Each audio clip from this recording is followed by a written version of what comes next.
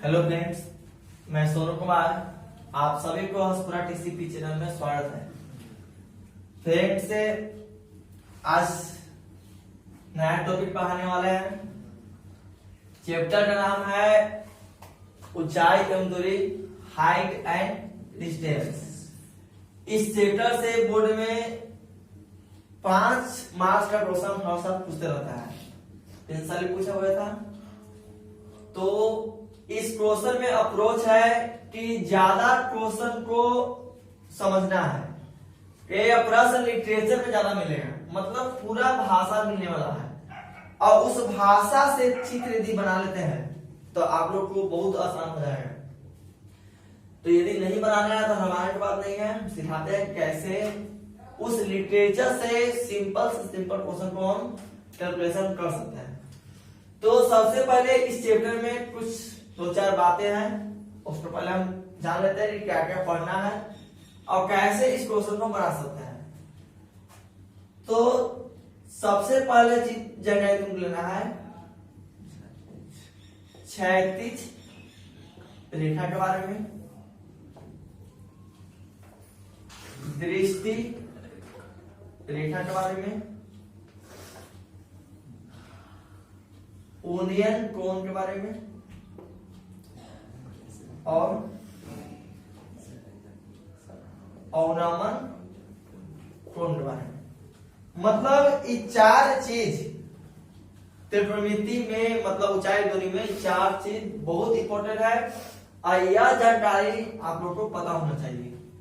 तो सबसे पहले हम डिफिनेशन बता देते हैं। डिफिनेशन याद करने की जरूरत नहीं है, मतलब जितने लॉजिक लगाएंगे उतने फायदा है। एक रट्टा से नहीं फायदा होता है, एक अपने हिसाब से लॉजिक लगाने के लिए भी होता है। तो क्षैतिज रेखा है, कोई पूछता है क्षैतिज रेखा क्या है, तो इसका सिंपल परिभाषा है कि क्षैतिज रेखा किसे कहते हैं या क्या परिभाषा पूछ सकता है।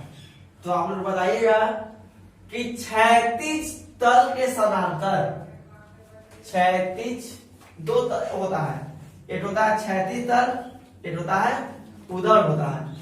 तो इसका परिभाषा होता है कि क्षैतिज तल के समांतर, क्षैतिज तल के समांतर खींची गई रेखा, क्षैतिज तल के समांतर खींची गई रेखा कौन रेखा कहलाती है? क्षैतिज रेखा कहलाती है। मतलब सिंपल परिभाषा है कि क्षैतिज तल के समांतर जो रेखा खींची जाती है उस रेखा का नाम है क्षैतिज रेखा नाम है। तो ये तो जगह ले ली क्षैतिज रेखा के बारे में। अब आगे का टॉपिक है दृष्टि रेखा। तो दृष्टि रेखा क्या है? इसका परिभाषा सिंपल है, तो ध्यान दीजिएगा।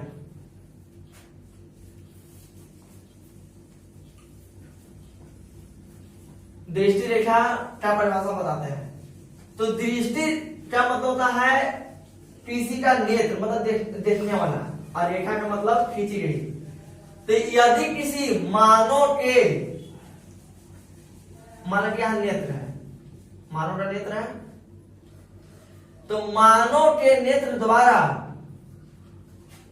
किसी वस्तु को देखी जाती है, मानव के नेत्र द्वारा किसी वस्तु को देखी जाती है, तो उसके बीच के मिलाने वाली रेखा मानव के नेत्र द्वारा, मतलब मानव के दृष्टि रेखा द्वारा किस वस्तु को देखी जाती है, तो उस मतलब उस दृष्टि रेखा को देखने वाली, मिलाने वाली रेखा क्या कहलाती है? दृष्टि रेखा कहलाती है। मतलब यदि सिंपल लिखने का मन है, मतलब अपना हिसाब से परिभाषा ले सकते हैं। यदि इनका परिभाषा सटीक लिखना होगा तो परिभाषा है कि किसी दर्शक की आंख और किसी दर्शक की आंख और देखी जाने वाली वस्तु को मिलाने वाली रेखा क्या कहलाती है? दृष्टि रेखा कहलाती है। तो ये हो गया दृष्टि रेखा के बारे में। अब आते हैं ओनियन कोण के बारे में। ओनियन कोण है क्या? तो ओनियन कोण का परिभाषा है कि यदि कोई मनुष्य हम एक अपने मन से परिभाषा बताता है, मतलब रट्टा चीटने जरूरत नहीं है, जितने लॉजिक रहेगा उतने फायदा है। यदि कोई मनुष्य 36 तल पर स्थित है, मान लीजिए मनुष्य है, ये मनुष्य है और कौन तल पर है 36 तल पर। यदि कोई मनुष्य 36 तल पर खड़ा है और वह 36 तल पर खड़ा होकर अपने सिर को ऊपर की ओर, अपने सिर को किधर की ओर, ऊपर की ओर किसी वस्तु को देखता है, तो उसके बीच का बना हुआ कोण, उसका बीच का बना हुआ कोण कौन कहलाता है, उन्नयन कोण कहलाता है। इसका क्या परिभाषा हुआ है कि यदि कोई मनुष्य 36 तल पर खड़ा होकर अपने सिर को ऊपर की ओर उठाकर किसी वस्तु को देखता है, मानवीय वस्तु है, किसी वस्तु को देखता है, तो उसके बीच का बना एंगल कौन एंगल कहलाता है, उन्नयन कोण कहलाता है। तो ये तो हो गया उन्नयन कोण के बारे में। अब आते हैं अवनमन कोण के बारे में। अवनमन कोण है क्या, तो इसका भी सिंपल परिभाषा है। अब क्या है तो ध्यान दीजिएगा। अवनमन कोण की परिभाषा बोल सकते हैं कि यदि कोई मनुष्य 36 तल को छोड़कर, यदि कोई मनुष्य 36 तल को छोड़कर, मतलब 36 तल पर नहीं है, उधर तल पर किसी बहुमंडला भवन पर है, यदि कोई मनुष्य 36 तल को छोड़कर मान लीजिए बहुमंडला भवन पर है, यदि कोई मनुष्य 36 तल पर खड़ा होकर अपने सिर को नीचे की ओर करके किसी वस्तु को देखता है, तो उसके बीच का बना एंगल कौन एंगल कहलाता है, अवनमन एंगल कहलाता है।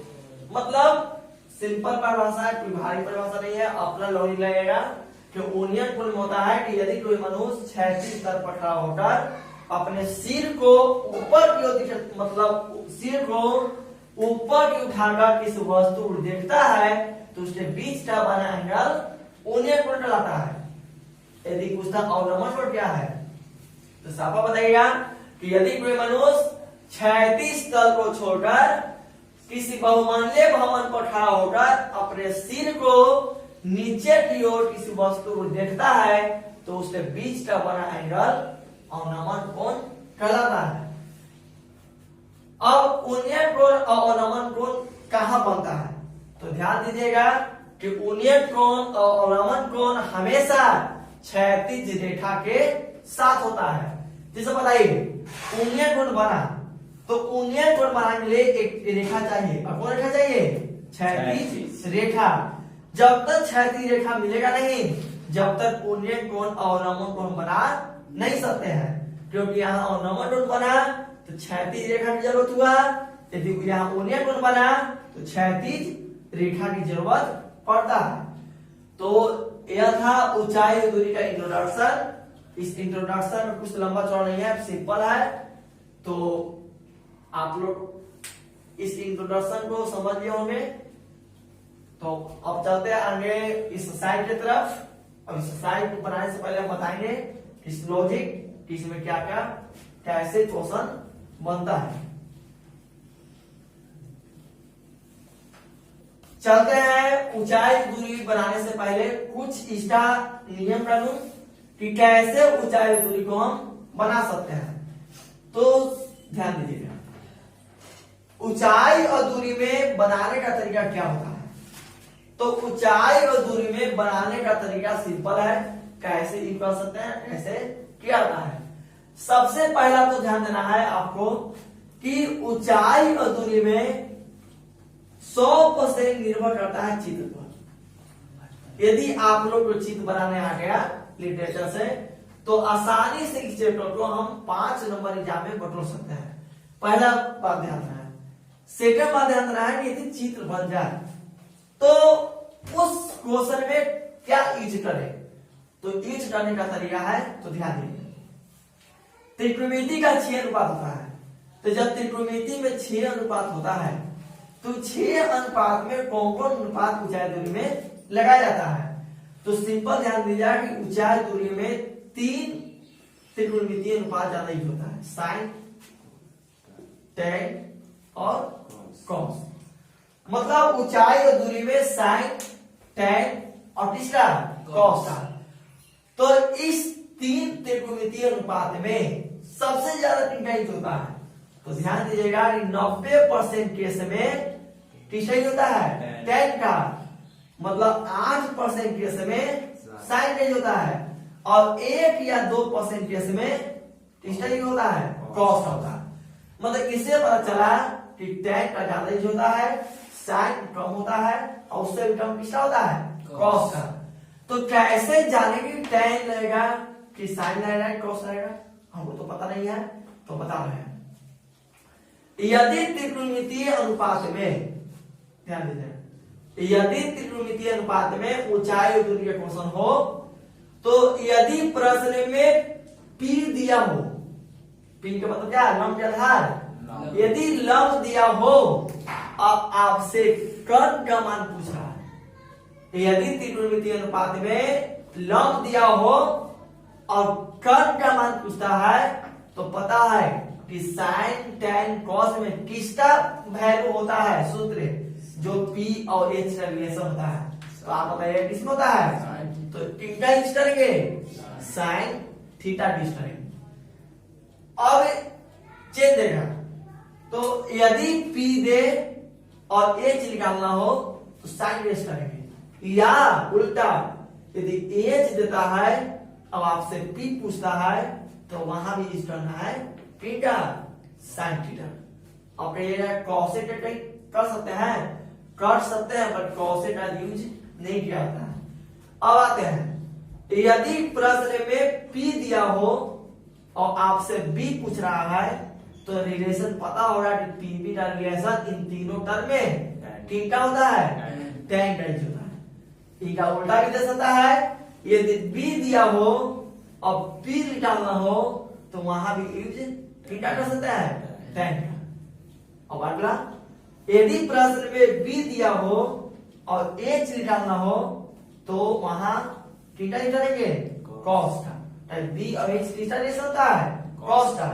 यदि प्रश्न में H दिया हो और B निकालना हो तो वहां भी यूज थीटा करेंगे कॉस का। मतलब 100 बात का एक बात हम बताने वाले हैं कि यदि प्रश्न में H जहां भी मिले, H निकालना हो या H दिया हो, तो वहां क्वेश्चन में टेन का कभी भी यूज करने वाले नहीं है। यदि प्रश्न में H निकालना हो या H दिया हो तो वहां हमेशा टेन का यूज करने वाले नहीं है। यदि वहां साइन हो सकता है चाहे कॉस हो सकता है। बस यही बात याद रखिएगा कि यदि H हो तो टेन यूज नहीं करेंगे, साइन करेंगे चाहे कॉस करेंगे। साइन कब करेंगे, तो जब H हो तो P का रिलेशन हो जाए तो साइन में, यदि H हो और B का रिलेशन हो तो किसे में, कॉस में। और यदि प्रश्न में H का नामो निशान ना हो तो वहां न साइन यूज करेंगे न कॉस यूज करेंगे, हमेशा थीटा यूज करेंगे, टेन का। तो आप लोग बात समझ गए होंगे। तो ऊंचाई और दूरी में ज्यादा इंपॉर्टेंट बात यही होता है कि कहां साइन आता है और कहां कॉस आता है।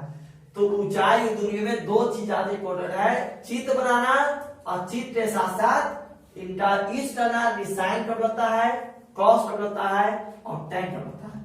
तो आप लोगों को बता दिया है, तो आपको समझ में आ गया होगा। तो चलते हैं आगे इस एक्सरसाइज की तरफ। तो ये था आप लोग का ऊंचाई दूरी का इंट्रोडक्शन। तो इंट्रोडक्शन बढ़िया से इस पार्ट को जरूर देखिएगा। अगले वीडियो में इस चैप्टर का ऊंचाई दूरी का एनसीईआरटी का एक्सरसाइज बताने वाले हैं, ताकि इस वीडियो को आप देखें तो ज्यादा समझ में आने वाला है।